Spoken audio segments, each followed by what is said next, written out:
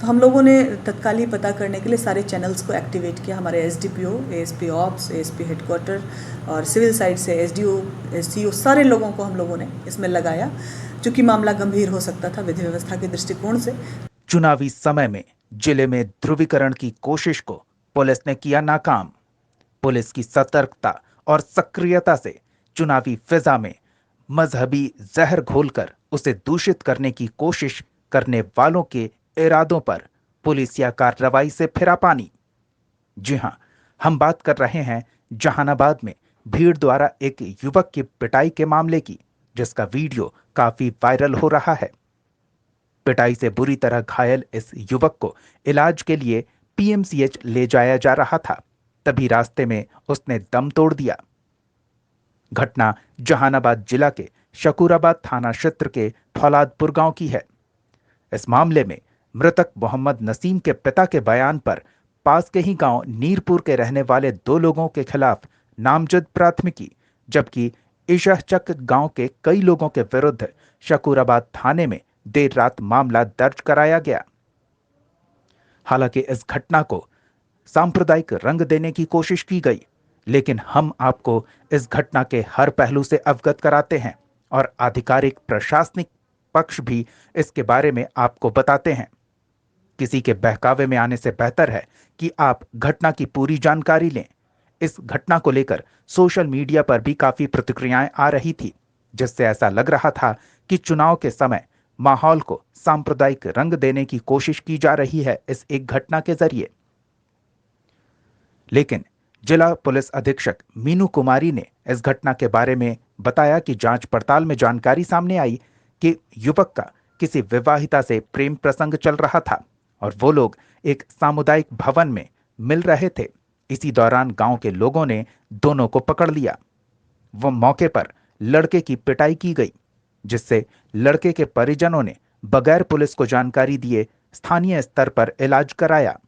तबीयत ज्यादा बिगड़ी तो उसे पटना ले जाने की तैयारी की गई, लेकिन रास्ते में युवक ने दम तोड़ दिया। एसपी मीनू इस मामले में परिजनों की शिकायत पर 2 नामजद और 6 अज्ञात लोगों के खिलाफ प्राथमिकी दर्ज कराने की जानकारी भी दी। पुलिस ने नामजद और अज्ञात एक युवक को गिरफ्तार किया है। पूछताछ के लिए उस महिला को भी हिरासत में लिया गया है, जिससे मृतक मिलने आया था। इसे प्रथम दृष्टया मॉब लिंचिंग जैसी कोई बात नहीं है। प्रेम प्रसंग के मामले में ये मारपीट की बात सामने आ रही है। वहीं स्थानीय लोगों का पक्ष भी जान लें। स्थानीय लोगों ने बताया कि नसीम हर दिन अहले सुबह दौड़ने के लिए घर से निकल जाता था, लेकिन 29 सितंबर को ईशहचक गांव के 8-10 युवकों से महिला से प्रेम प्रसंग की बात कहते हुए उसकी पिटाई हो गई। पिटाई से घायल युवक का स्थानीय स्तर पर इलाज कराया जा रहा था, लेकिन 3 अक्टूबर को जब उसकी तबीयत बिगड़ने लगी तो डॉक्टरों ने उसे बेहतर इलाज के लिए पटना रेफर कर दिया, लेकिन अस्पताल पहुंचने से पहले ही नसीम की मौत हो गई। प्रेम प्रसंग के मामले में हुई मारपीट को जिस तरह से सांप्रदायिक रंग देकर चुनावी माहौल में इसका फायदा उठाने की कोशिश की जा रही है, जिले की शांति व्यवस्था को भंग करने की कोशिश की जा रही है, उसको लेकर पुलिस पूरी तरह सतर्क है और शांति व्यवस्था बहाल रखने को लेकर मृतक के गांव को पुलिस छावनी में तब्दील कर दिया गया, ताकि किसी के नापाक इरादे कामयाब न हो। अब तक मिली जानकारी के आधार पर यह रिपोर्ट तैयार की गई है। इस मामले में आगे जो भी जानकारी आएगी उससे हम आपको अपडेट कराते रहेंगे। जहानाबाद न्यूज के लिए मुकेश की रिपोर्ट। जी, इसमें कल शाम में लगभग 8 साढ़े 8 बजे के आसपास हम लोगों को सूचना मिली कि कोई एक व्यक्ति हैं जिनकी पिटाई हुई थी 3-4 दिन पहले, और बाद में उनकी स्थिति बिगड़ी और इलाज के क्रम में उनको रेफ़र किया गया पटना के लिए, और रास्ते में जाते समय ही रास्ते में उन्होंने दम तोड़ दिया।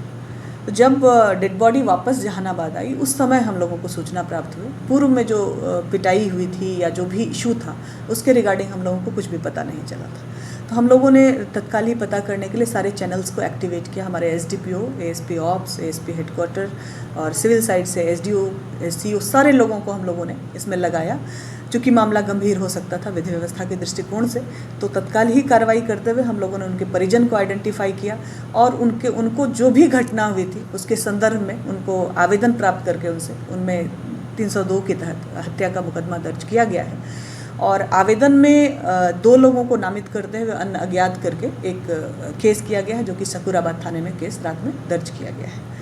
कांड में जिन लड़कों को आरोपित किया गया है उसमें से एक व्यक्ति को हम लोगों ने गिरफ्तार किया है रांची में और उन्हीं के बयान पे जो अरेस्टेड थे उनके कन्फेशनल स्टेटमेंट के आधार पर 2 अन्य लोगों को भी हिरासत में लिया गया है, उनको भी पूछताछ की जा रही है। वजह क्या रही है मतलब? पूरे अब तक जितना इन्वेस्टिगेशन हम लोग कर पाए हैं उसके आधार पर ये लगता है कि जो इशाकचक गांव में एक महिला है जो शादीशुदा हैं, उनके पति बाहर थे और 2 बच्चों की माँ हैं वो, और संभवतः इस लड़के की जो मृतक है उससे उनकी बातचीत होती थी और घटना की तिथि को जिस दिन मारपीट हुई थी ये उस महिला के घर में अनाधिकार प्रवेश करने का प्रयास किए थे, जिसको गांव के लड़कों ने देखा था और बीच बचाव के क्रम में 4-5 लड़के उसको लेकर गए थे और उसके साथ मारपीट की थी।